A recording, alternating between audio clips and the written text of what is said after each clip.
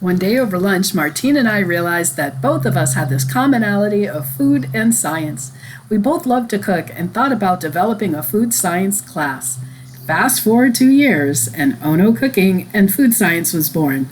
With Martine's chemistry knowledge and my expertise in biology and many hours spent in the kitchen, this course was created to explore the transformation of food and explain the science behind those processes. Why does a steak brown when you cook it? Why does fresh baked bread smell so good? What is nutrition? How can we preserve food?